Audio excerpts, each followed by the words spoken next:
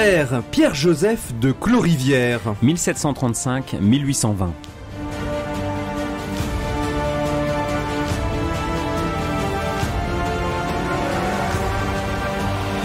Le jésuite Pierre-Joseph de Clorivière, fondateur d'instituts religieux sous la Révolution, chargé du rétablissement de la Compagnie de Jésus des Jésuites en France en 1814, a relevé au sein de la culture de son temps, bouleversé par une nouvelle organisation du monde, le défi de la déchristianisation. Il ouvre un chemin de liberté pour l'annonce de l'Évangile afin de rejoindre de plein pied et sans a priori toute personne quelle qu'elle soit.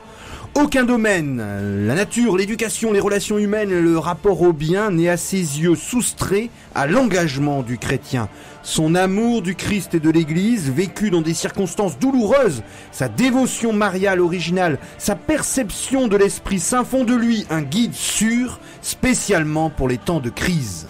Dans ce premier épisode de votre émission Pèlerin de Dieu à la découverte du Père Pierre-Joseph de Clorivière, plongé avec nous dans son enfance à Saint-Malo, dans son adolescence tiraillée entre les pressions familiales et sa vocation religieuse, jusqu'à finalement son entrée dans la Compagnie de Jésus, les Jésuites, un ordre alors en pleine tourmente.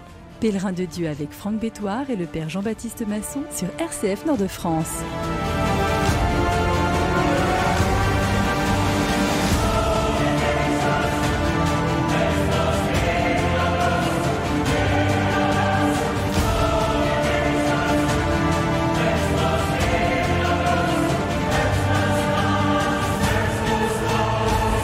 Le père Pierre-Joseph de Clorivière est issu de deux grandes lignées marchandes. Alors, pour tout connaître de sa vie, je vous révèle tout de suite le grand livre de Chantal Régnier aux éditions Christus et Lessius qui nous raconte dans le détail donc toute sa vie. Alors, nous sommes à Saint-Malo et on peut remonter dans la généalogie de sa famille dès la fin du Moyen-Âge au XIVe ou XVe siècle dans la haute bourgeoisie. Et finalement, ce sont des grands négociants engagés dans ce qu'on appelle la course, c'est-à-dire le commerce armé héritier de la piraterie qui, pour la France, essaye de récupérer des parts de marché sur mer face au commerce des Anglais et des Hollandais, ainsi que dans les mers du Sud, c'est-à-dire dans l'océan Pacifique bordant les côtes de l'Empire espagnol, de la Californie à la Terre de Feu. Le grand-père de notre Pierre-Joseph va acquérir grâce à sa fortune la noblesse, et puis le père de Pierre-Joseph va établir une maison de commerce dans la demeure familiale de la rue du Pont-qui-Tremble à Saint-Malo. En fait, c'est une maison. C'est l'équivalent des grandes multinationales d'aujourd'hui qui fait le commerce au loin et le commerce de gros avec le monde entier de l'époque, en pratiquant notamment le prêt à la grosse aventure, en armant des navires pour des destinations au bout du monde pour l'époque. Ils ne se sont pas des nobles, mais ils ont une vie proche de la noblesse, et le père de Pierre-Joseph va recevoir une éducation soignée à Paris, au collège Louis-le-Grand, en même temps qu'un certain Voltaire, pour vous donner un petit peu notre contexte historique. Et puis c'est finalement sa naissance le 12 août 1732 à Saint-Malo, c'est d'abord le mariage des parents qui vont avoir le bonheur d'avoir 8 enfants. Pierre-Joseph est le troisième et il naît lui le 29 juin 1735, baptisé le jour de sa naissance à la cathédrale. Il va perdre malheureusement son papa, il a 7 ans, et 2 ans après, sa maman meurt également. Entre-temps, juste après le décès de son papa, Pierre-Joseph et son frère Michel-Alain vivent à Paris, chez leur tante, puisque du côté de sa mère, il s'était installé à Paris depuis pas mal de temps, et les 2 enfants vont être confiés notamment à un maître de pension jusqu'à leur entrée au collège de Douai en 1746. Alors c'est une réalité qui est peut-être pas très connue des habitants de la région, mais Douai ou Daoué comme les Anglais le disent, c'est un lieu essentiel de résistance catholique. Donc à la suite de la catastrophe d'Henri VIII et d'Élisabeth Ier et des persécutions des catholiques en Angleterre, beaucoup de catholiques se sont réfugiés, notamment des bénédictins anglais sont venus s'établir à Daoué, à Douai, pour y établir des collèges de formation destinés aux Anglais expatriés et qui se sont ouverts à la population locale. Donc on y dispense un enseignement de grande qualité qui convient à un fils de bonne famille comme Pierre-Joseph de Clorivière.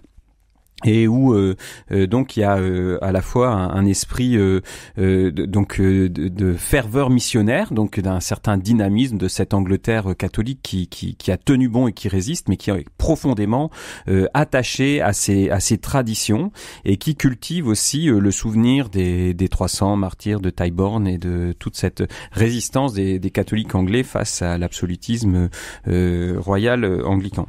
Et donc il y reçoit une très bonne éducation, une éducation assez sévère mais riche et équilibrée.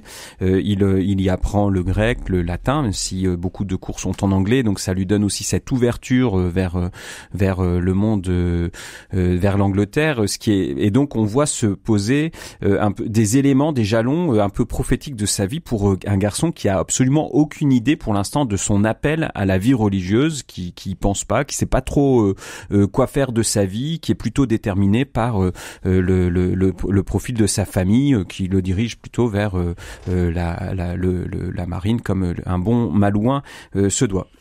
Et donc on voit ce jeune Pierre-Joseph de Clorivière évoluer. On connaît assez peu de détails de son enfance dans ce milieu, mais il a lui-même un jugement assez dur sur cette période de sa vie.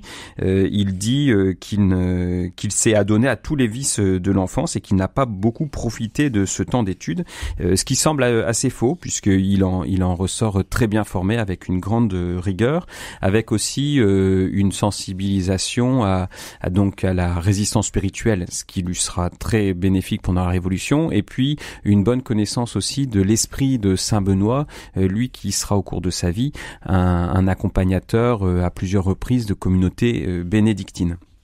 Et donc il sort de cette école sans trop savoir où va sa barque. Il se laisse plutôt mener au gré des vagues, sans idée précise de ce à quoi le Seigneur l'appelle. Dès sa plus jeune enfance, dès son enfance, il est confronté au bégaiement. Alors ça, on va le retrouver longtemps. Ça va être un élément très important pour lui. Et on pense, sa biographe notamment, Chantal Régnier, évoque le fait de la perte rapide de ses parents qui ne sont peut-être pas étrangers à ce bégaiement qui va le suivre pendant tout son cursus. Alors vous l'avez dit, après ses solides études au collège des bénédictins anglais de Douai, eh bien il revient à la maison et donc là c'est une expédition pendant une année. Il va s'essayer au grand commerce. Il entre dans une maison de commerce, mais finalement lui-même ne sent que c'est pas pour lui. Et d'ailleurs la conjoncture générale en cette milieu de XVIIIe siècle le pousse vers d'autres voies. Le frère même de Pierre-Joseph choisira lui l'intégration complète à la noblesse. Alors donc il abandonne cet essai dans la marine qui dure tout au plus une année, mais cette relation avec le monde des océans et des affaires, dans son ouverture, dans sa prise de risque, va il va le garder en lui. Alors il se rend à Paris pour faire des études de droit qu'il réussit par le biais de relations familiales, et là c'est très important, c'est sa conversion qui est liée à une rencontre. L'abbé Joseph Grisel, vicaire de Saint-Germain-l'Auxerrois et sous-pénitencier de Notre-Dame de Paris. Notre père, Clorivière, est marqué par cet homme foncièrement anti-janséniste qui nourrit une grande dévotion au cœur de Jésus. Il va faire une première retraite en 1755. Il a une vingtaine d'années. Et à partir de ce moment-là, écrit-il, parce que c'est magnifique, on a conservé tous ses lettres et puis ses journaux, son journal personnel, je devins devins vraiment un autre homme. C'est ça la conversion. Je commençais à être adonné à l'oraison mentale, à avoir soif de la Sainte Communion, et même comme les grâces de Dieu augmentaient, après 1 an ou un peu plus, j'obtins la permission de communier tous les jours.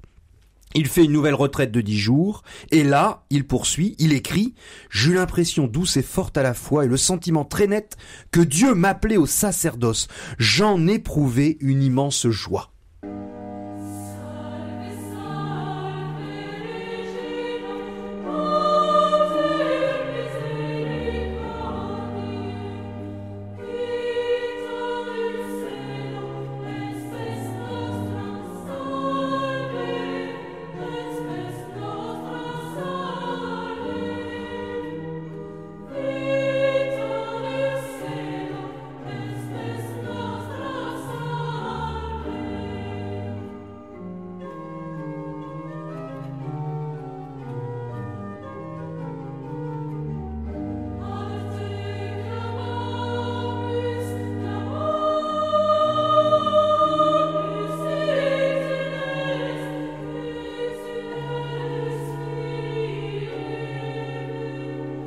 Pèlerin de Dieu avec Franck Bétoir et le Père Jean-Baptiste Masson sur RCF Nord-de-France.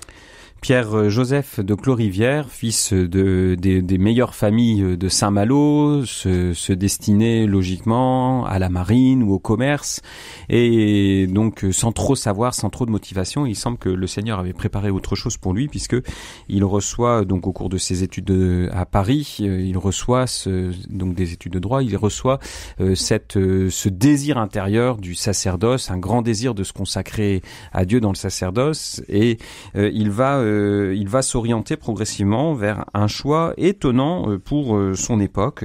Donc il assiste de façon assez providentielle, mené par Dieu. Le 23 février 1756, il assiste, contrairement à son habitude, à une messe au noviciat des Jésuites. Alors, on a évoqué l'aspect anti-janséniste de Joseph Grisel et ouvert sur la grâce et l'action de la grâce, la gratuité et le Sacré-Cœur.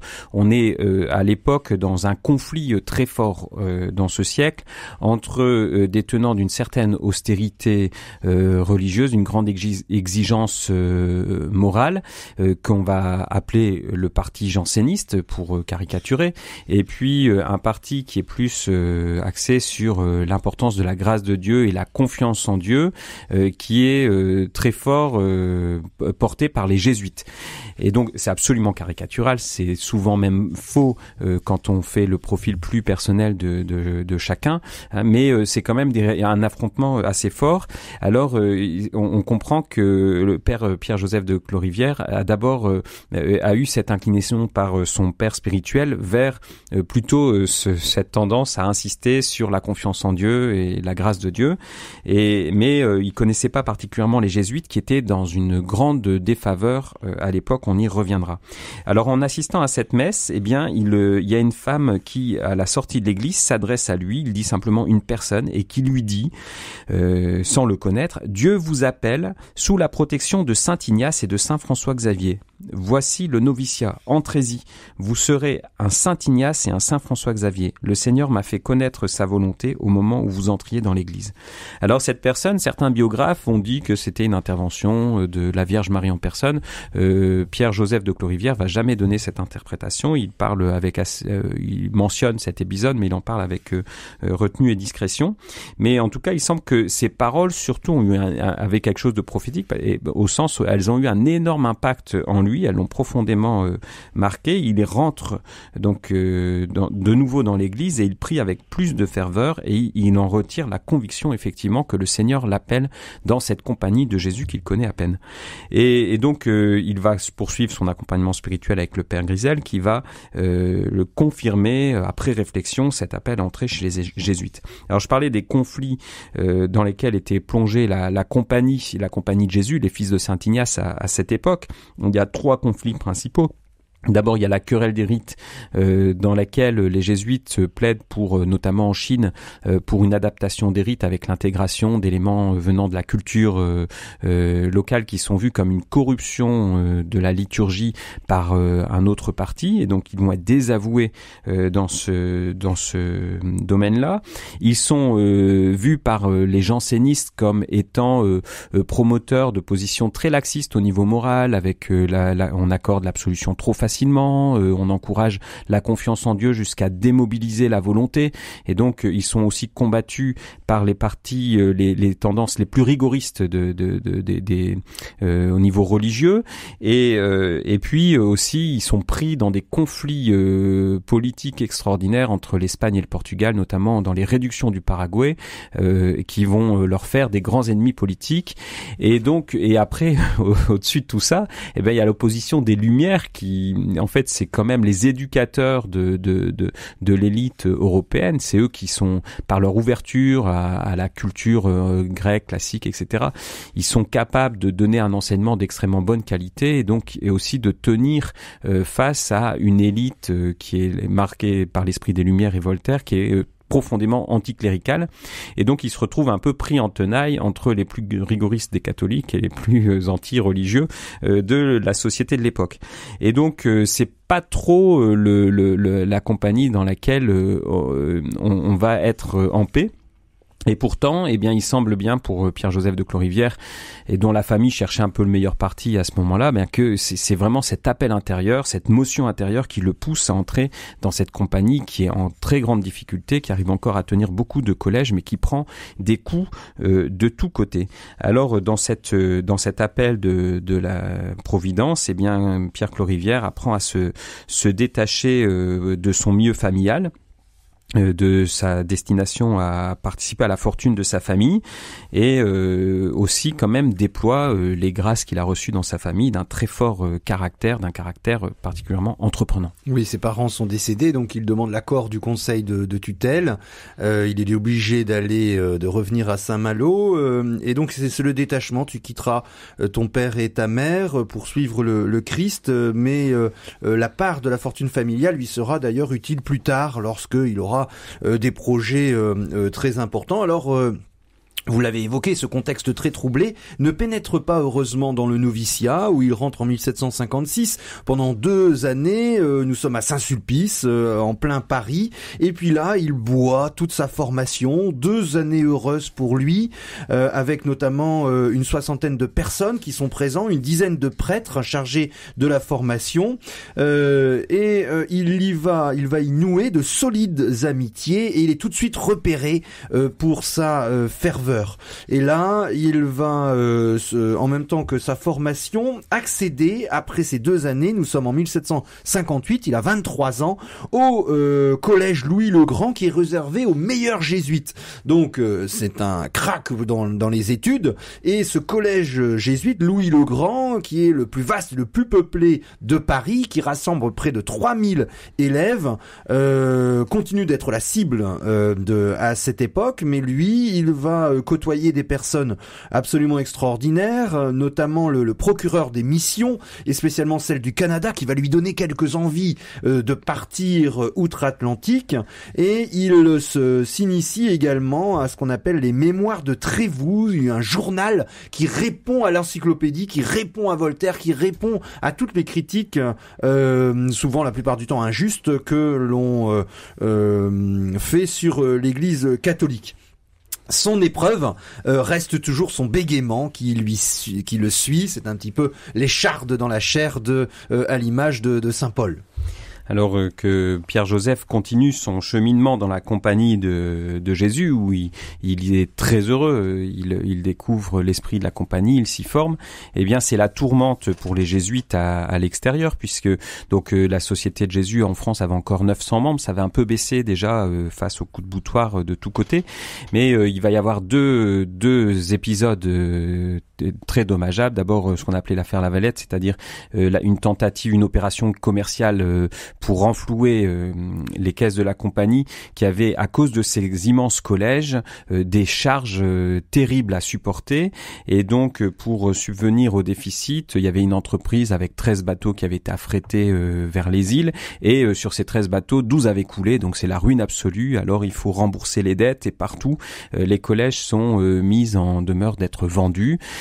Et puis il y a la tentative d'assassinat de Damien sur le roi Louis XV aussi, qui, bien que Damien se dise plutôt inspiré par le rigorisme janséniste, a été attribué aux jésuites. Et donc il y a une propagande qui a utilisé cette tentative d'assassinat pour décrédibiliser encore plus les jésuites. Et donc au niveau politique, le Parlement, qui est fort mené par les jansénistes, obtient du roi, et donc qui pourtant était assez ami des jésuites, était assez favorable, mais c'est un bras de fer politique qui se joue sur d'autres dimensions.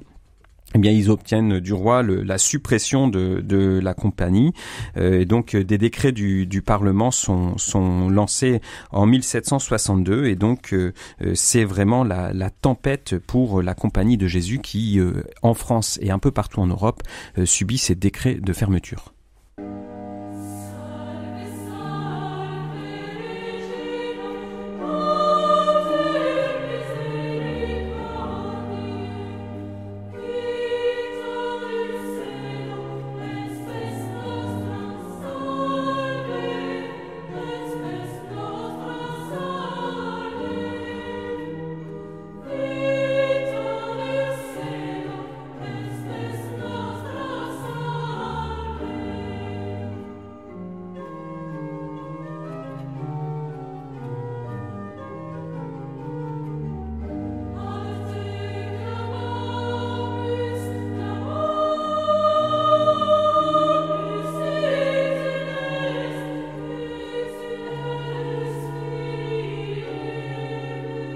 Pèlerin de Dieu avec Franck Bétoir et le père Jean-Baptiste Masson sur RCF Nord-de-France. Le père Pierre-Joseph de Clorivière, pris dans la tourmente de la fermeture de la Compagnie de Jésus dans cette France du XVIIIe siècle en 1762, sur le territoire soumis au Parlement de Paris, sur les 1100 jésuites qui y résident, 844 furent contraints de partir, et notre Pierre-Joseph, lui, fait d'abord un petit saut de puce jusqu'à Lille, où il se réfugie, et puis là, il a cette très belle lettre qu'il envoie au supérieur le provincial des jésuites. Il lui écrit: ne m'arrachez pas, je vous en prie, d'entre les bras de la meilleure de toutes les mères. Elle m'a souffert jusqu'à présent malgré toutes mes misères. Je ne crois pas qu'elle prit plaisir à voir qu'on me séparât d'elle dans les temps de son affliction. Et puis les supérieurs le gardent après quelques hésitations et l'envoient en Belgique, à Liège, où il est reçu dans la province jésuite d'Angleterre. Nouveau pays, nouvelle frontière, il a 28 ans, il fait sa théologie à Liège, où il va être ordonné non pas en Belgique mais à Cologne. Il reçoit donc sa vocation qui est confirmée. Il devient prêtre. Alors on garde ses écrits, son journal où il exprime sa grande joie, et son journal spirituel nous indique une vie de prière tout à fait exceptionnelle. On y reviendra puisque c'est un des grands maîtres pour essayer de mieux comprendre ce qu'est la prière. Enfin, il revient à 31 ans à Gand, toujours en Belgique, pour sa 3e année de formation, où il va notamment pratiquer les grands exercices de Saint Ignace de Loyola, où il apprend notamment la pénitence et l'obéissance, et on va en garder de cette très belle formation des assises solides pour la suite. Alors, donc, il y a une succession de ministères. D'abord, à Londres, il était envoyé là où subsiste la compagnie encore quelque temps. Donc, en Angleterre, où il a eu, on se rappelle, ses études au collège bénédictin anglais de Douai. Donc, ça lui sert. Ici, il y enseigne. Et il va vivre à Londres, donc il entre dans cette œuvre des jésuites, qui est principalement consacrée à l'enseignement. Mais donc on voit les jésuites qui s'étaient un petit peu alignés sur un certain utilitarisme pastoral avec cette mission d'enseignement, vivaient peut-être moins fortement la dimension mystique de Saint Ignace. Et on voit chez Pierre-Joseph de Clorivière se redéployer cet héritage mystique de leur fondateur, de Saint Ignace, avec avec un déploiement intérieur de sa vie de prière et d'oraison qui affleurait pas toujours avec autant de vigueur dans la compagnie de Jésus à cette époque. Et alors il va être malade assez gravement donc à Londres, à Hammersmith, et donc lorsqu'il est professeur dans ce collège, alors ses frères le soignent avec énormément d'attention, et au cours de cette maladie, ça va être pour lui un temps aussi d'approfondissement spirituel et mystique. Il va tenter aussi de soigner son bégaiement, notamment par des méthodes orthophonistes assez novatrices pour l'époque, avec quelques bons résultats, mais ça ne supprimera pas son bégaiement, donc il continuera de souffrir. Et puis finalement renvoyé à Gand puis à Bruxelles, il va se montrer un extraordinaire accompagnateur spirituel des religieuses bénédictines, auprès desquelles il va exercer plusieurs années, aidant vraiment les communautés à s'affiner, à s'améliorer, se révélant un très bon guide des âmes vers Dieu.